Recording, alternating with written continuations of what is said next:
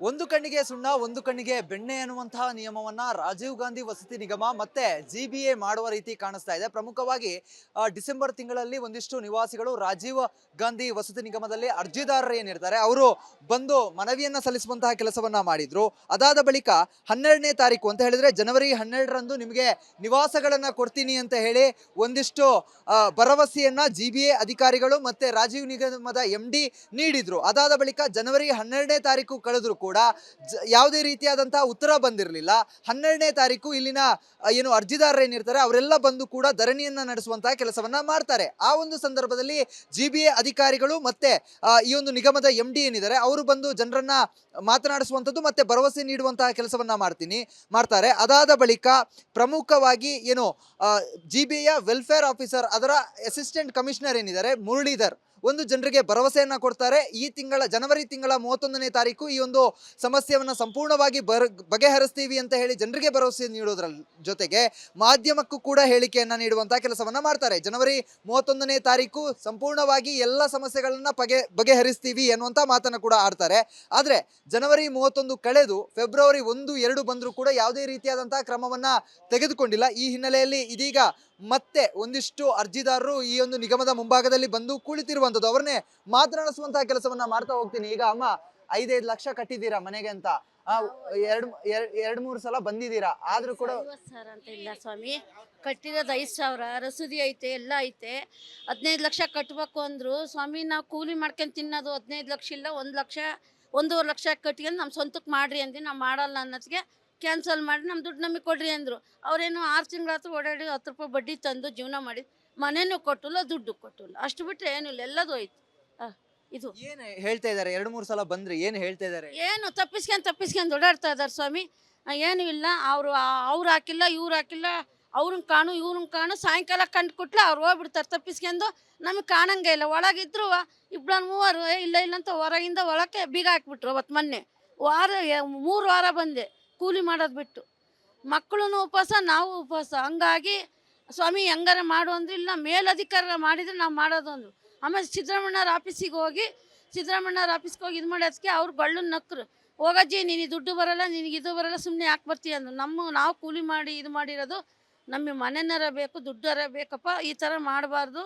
ಬಡವ ಇದ್ದವ್ರಿಗೊಂದು ಇಲ್ದವ್ರಿಗೊಂದು ಮಾಡ್ತೀರಿ, ನಮಗೆ ಬೇಕೇ ಬೇಕು ಸ್ವಾಮಿ ಅಂದೆ. ಆಮೇಲೆ ಇದಕ್ಕೆ ಹೋಗಿ ಎಲ್ಲ ಮಾಡ್ಕೊಂಡು ಅವರೆಲ್ಲ ಸೀಲ್ ಹಾಕಿ ಎಲ್ಲ ಮಾಡಿ ಕೊಟ್ಟರು. ಅಜ್ಜಿ ನಿನಗೆ ಬರುತ್ತೆ ಅಂತ. ಒಂದಿಷ್ಟು ಇತರೆ ಅರ್ಜಿದಾರರಿದ್ದಾರೆ, ಅವ್ರನ್ನ ಮಾತನಾಡಿಸುವಂತ ಕೆಲಸವನ್ನ ಮಾಡ್ತಾ ಹೋಗ್ತೀನಿ. ಮೇಡಮ್, ಈಗ 2 ಸಲ ಬಂದಿದ್ದೀರಾ. ಮುನ್ನೆ ಬಂದಾಗ ಜಿಬಿ ಅಧಿಕಾರಿಗಳು ಭರವಸೆಯನ್ನ ನೀಡಿದ್ರು, ಆದ್ರೂ ಕೂಡ ಆಗಿಲ್ಲ. ಏನ್ ಹೇಳ್ತೀರಿ ಇದ್ರ ಬಗ್ಗೆ? ಅದೇ ಸರ್, 1ನೇ ತಾರೀಕು ಬಂದಿದ್ವಿ ನಾವು.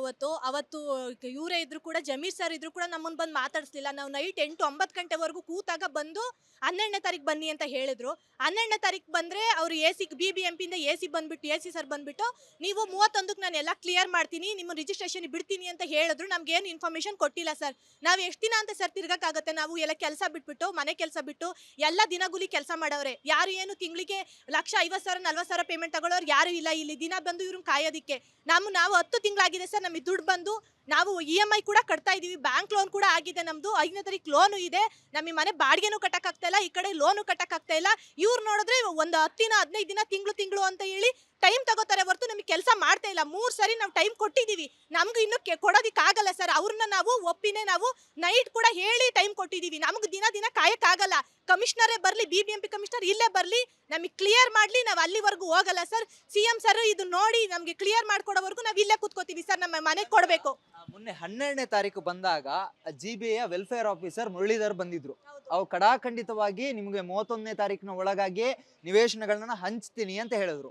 ಏನಾದ್ರೂ ಪ್ರೊಸೆಸ್ ಆಗಿದೆಯಾ ಅಥವಾ ಅದಕ್ಕೆ ಪೂರಕವಾಗಿ ಏನಾದ್ರೂ ಕೆಲಸಗಳು ನಡೆದಿದೆಯಾ, ನಿಮ್ಮ ಗಮನಕ್ಕೆ ಬಂದಿದೆ? ಏನು ಇಲ್ಲ ಸರ್, ನಮ್ದು 10 ತಿಂಗಳಾಗಿದೆ. 2022-2023 ನಾವು ಅಪ್ಲಿಕೇಶನ್ ಹಾಕಿದ್ದು ಅಮೃತ ಮಹೋತ್ಸವಗೆ.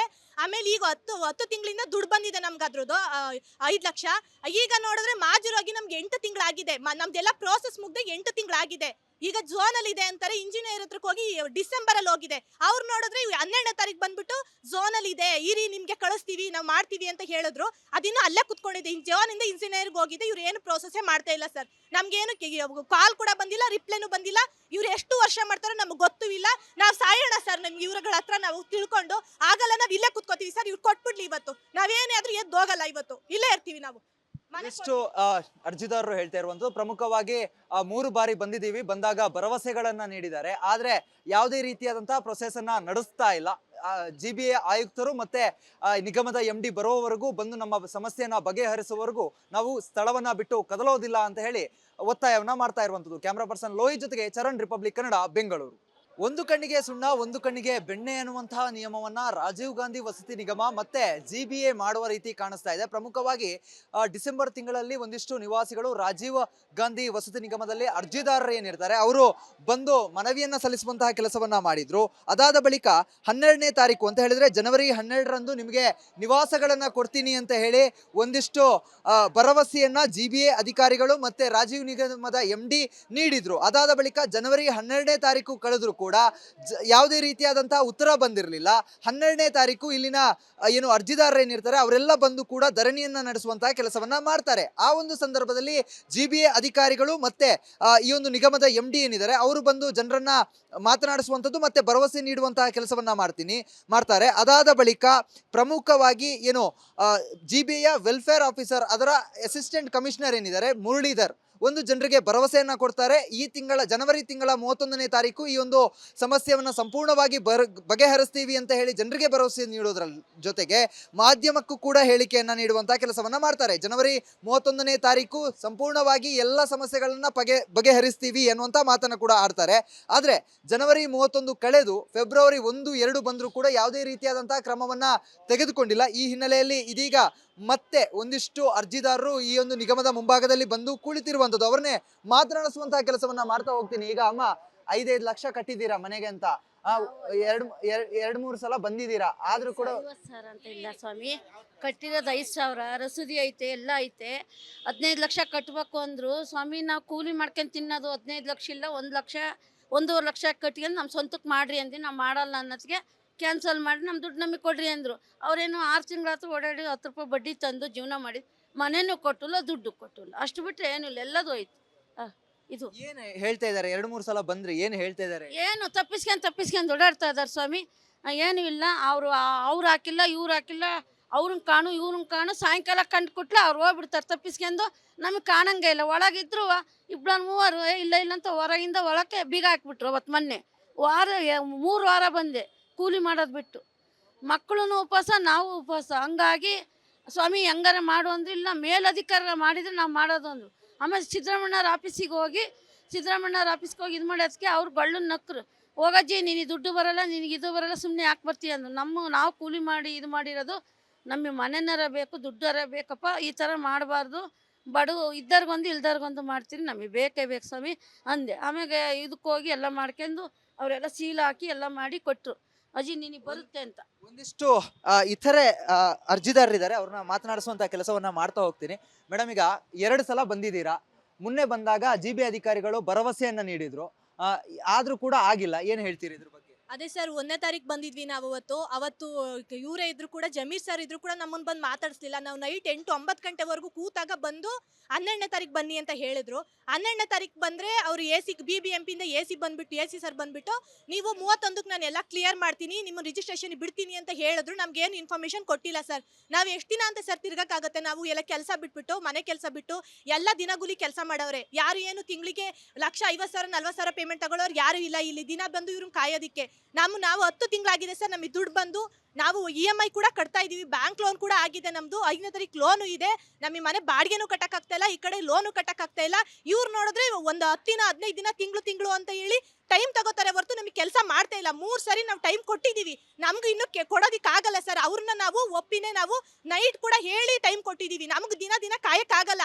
ಕಮಿಷನರೇ ಬರಲಿ, BBMP ಕಮಿಷನರ್ ಇಲ್ಲೇ ಬರಲಿ, ನಮಗೆ ಕ್ಲಿಯರ್ ಮಾಡಲಿ, ನಾವು ಅಲ್ಲಿವರೆಗೂ ಹೋಗಲ್ಲ ಸರ್. CM ಸರ್ ಇದು ನೋಡಿ ನಮಗೆ ಕ್ಲಿಯರ್ ಮಾಡ್ಕೊಡೋವರೆಗೂ ನಾವು ಇಲ್ಲೇ ಕೂತ್ಕೋತೀವಿ ಸರ್. ನಮ್ಮ ಮನೆಗೆ ಕೊಡಬೇಕು. ಮೊನ್ನೆ 12ನೇ ತಾರೀಕು ಬಂದಾಗ GBA ವೆಲ್ಫೇರ್ ಆಫೀಸರ್ ಮುರಳೀಧರ್ ಬಂದಿದ್ರು. ಅವ್ರು ಕಡಾಖಂಡಿತವಾಗಿ ನಿಮಗೆ 31ನೇ ತಾರೀಕಿನ ಒಳಗಾಗಿ ನಿವೇಶನಗಳನ್ನ ಹಂಚ್ತೀನಿ ಅಂತ ಹೇಳಿದ್ರು.